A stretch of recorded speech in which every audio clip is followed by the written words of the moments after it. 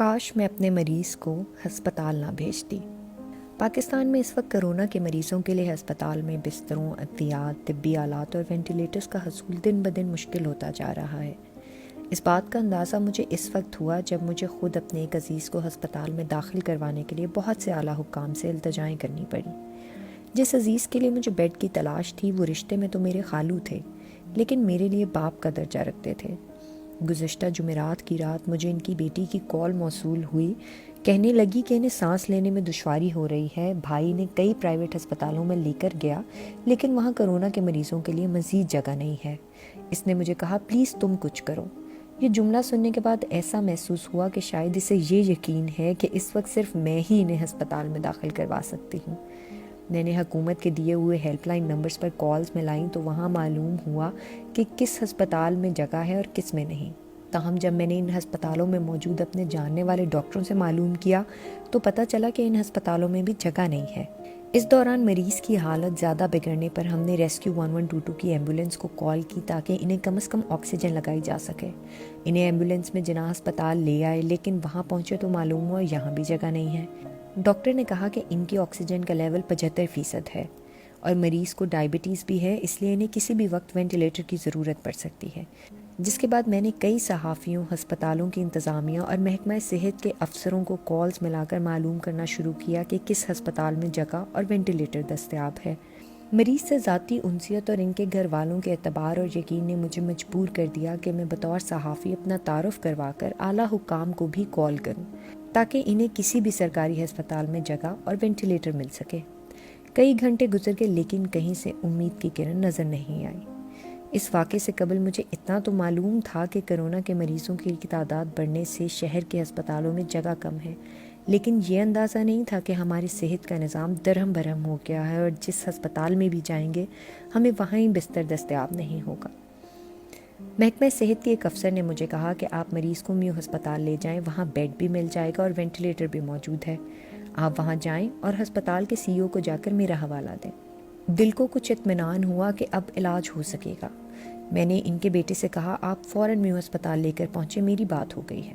اس نے روتے ہوئے جواب دیا آپ ہی اب یہ ایمبولینس والا کہہ رہا ہے کہ نئی ایمبولینس منگوائیں کیونکہ میری کال تو صرف جناح ہسپتال تک کی تھی۔ اسی کال کے دوران میں نے اسے ایمبولینس کے عملے کو یہ کہتے سنا کہ بھائی پلیز لے جائیں میو ہسپتال، مریض کی حالت خراب ہے، میں آپ سے گزارش کرتا ہوں، آپ کے آگے ہاتھ جوڑتا ہوں، کہو تو پاؤں بھی پڑ جاؤں گا، آپ بے شک پیسے زیادہ لے لینا۔ لیکن وہ نہیں مانے۔ مجھے یہ بات سن کر بہت تکلیف ہوئی اور سمجھ نہیں آئی کہ کس سے سوال کروں کہ کیا اس وائرس نے ہمارے نظام کو اتنا بوسیدہ کر دیا ہے کہ اس لاچاری کے عالم میں بھی ہم کسی کی مدد کرنے کو تیار نہیں ہو رہے۔ ہم نے دوسری ایمبولینس بلائی جس میں ہم مریض کو میو ہسپتال لے کر پہنچے۔ جب میں وہاں پہنچی تو وہاں کے ڈی ایم ایس سے بات کرنی پڑی کہ برائے مہربانی مریض کو داخل کر لیں۔ پھر اس کے بعد میو ہسپتال لاہور کے سی او سے درخواست کی کہ سر مریض کو داخل کر کے ان کا جلد از جلد علاج شروع کروا دیں کیونکہ ان کی حالت کافی خراب ہے۔ جس کے بعد انہوں نے مریض کو کرونا کے مشتبہ وارڈ میں داخل کر لیا جہاں لواحقین کو جانے کی اجازت نہیں ہے۔ اگلے 3 گھنٹے اندر کیا ہوتا رہا ہمیں نہیں پتا۔ اسی دوران ایک خاتون وارڈ کے پاس سے زاروں قطار روتی ہوئی آئی اور کہنے لگی کیوں لے آئے اپنے مریض کو یہاں، یہ تو سب کو مار کر بھیج رہے ہیں، میرے گھر کے 3 لوگ مر چکے ہیں کیونکہ یہاں کوئی سہولت نہیں ہے، ہم تو پہلے ہی رل گئے ہیں۔ یہ سن کر ہم مزید پریشان ہو گئے لیکن دل کو تسلی دیتے رہے کہ سب ٹھیک ہو جائے گا۔ ہم نے وہاں موجود ڈاکٹر سے بار بار رابطہ کیا جس پر ہمیں بتایا گیا کہ مریض کو آکسیجن لگا دی گئی ہے۔ وارڈ کے اندر سے ہمیں ایک سادہ پرچی پر ایکٹیمرا کا انجیکشن لکھ کر دے دیا گیا، ساتھ ہی ساتھ کچھ ٹیسٹ کروانے کی ہدایات کی گئیں جو ہم نے فوراً کروا لیے۔ اس کے بعد مجھ سمیت ہم سب گھر والے ساری رات ایکٹیمرا کا انجیکشن، پلازما اور علاج میں استعمال ہونے والی ادویات ڈھونڈنے میں لگے رہے جو ہمیں نہیں ملی۔ صبح ہوئی تو معلوم ہوا کہ مریض کی طبیعت ٹھیک ہو رہی ہے اور ان کا آکسیجن لیول بھی 94 پر پہنچ گیا ہے۔ تھوڑی تسلی ہوئی۔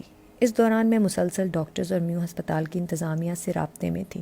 ڈاکٹروں نے کہا کہ ان کے سینے کا ایکس رے کروانا ہے لیکن میو ہسپتال کی ایکس رے مشین اس وقت خراب ہے۔ ڈی ایم ایس نے کہا تھوڑی دیر میں ٹھیک ہو جائے گی، پھر ڈاکٹرز آئیں گے اور مریض کو دیکھیں گے۔ کچھ ہی دیر میں پتہ چلا کہ میرے خالو کی طبیعت دوبارہ خراب ہو گئی ہے۔ ہم پریشانی میں دوبارہ ڈی ایم ایس کے کمرے کی طرف گئے اور انہیں بتایا کہ مریض کی طبیعت ٹھیک نہیں ہے، برائے مہربانی انہیں دیکھ لیں کیونکہ سینئر ڈاکٹرز تو پتہ نہیں کب آئیں گے۔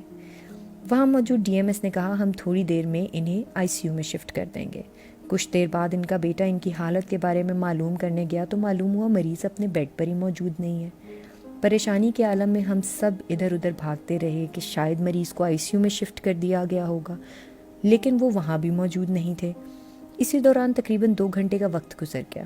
انتظامیہ سے پوچھا تو انہوں نے کہا کہ آپ نے مریض کا نام ٹھیک نہیں لکھوایا، اس لیے وہ وارڈ میں نہیں ہے اور انہیں آئی سی یو میں شفٹ کر دیا گیا ہے۔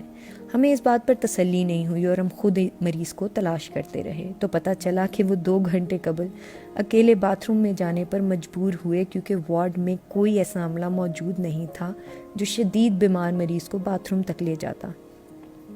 آکسیجن کی کمی کے باعث وہ وہاں گر گئے اور کافی دیر تک وہیں پڑے رہے اور اس کے باعث ان کی موت ہو گئی۔ یہ پہلا واقعہ نہیں تھا جو میرے عزیز کے ساتھ پیش آیا۔ اس سے قبل بھی بہت سے مریضوں کے لواحقین کی جانب سے ان کے مریضوں کو بنیادی سہولیات نہ ملنے کی شکایات سامنے آ چکی ہیں۔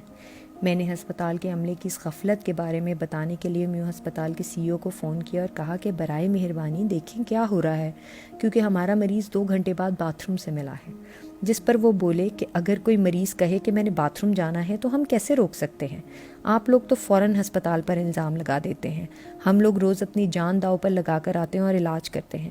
جس پر میں نے کہا سر آپ کو میری کوئی بات بری لگی ہو تو میں اس کے لیے معذرت خواہ ہوں، میں فرنٹ لائن پر کام کرنے والے ہر شخص کی عزت کرتی ہوں۔ میرا بس یہی سوال ہے کہ وارڈ میں کیا کوئی ایسا عملہ موجود نہیں تھا جو انہیں باتھ روم تک لے جاتا، یا پھر جو ایسا مریض جو شدید بیمار ہے کیا اسے اکیلے باتھ روم جانے کی اجازت ہوتی ہے؟ مجھے ان سوالوں کا کوئی جواب نہیں ملا۔ تاہم انہوں نے میرے عزیز کی موت پر مجھے تعزیت کا ایک میسج ضرور بھیجا۔ اس وقت میں ایسی بے بسی محسوس کر رہی تھی جو آج تک میں نے زندگی میں کبھی محسوس نہیں کی ہوگی۔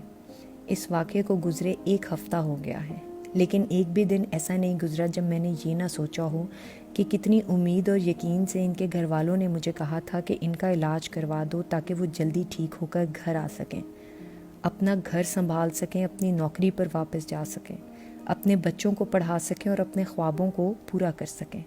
لیکن ایسا کچھ نہیں ہوا۔ تاہم ان کی بیٹی آج بھی مجھے روزانہ اپنے والد کی تصویر واٹس ایپ پر بھیج کر ایک ہی سوال کرتی ہے کہ اگر پاپا کی اچھی دیکھ بھال ہو جاتی تو وہ زندہ ہوتے، اگر وہ باتھ روم نہ جاتے تو وہ بچ سکتے تھے نا، اگر کوئی وقت پر انہیں اٹھا لیتا تو ان کی موت نہ ہوتی۔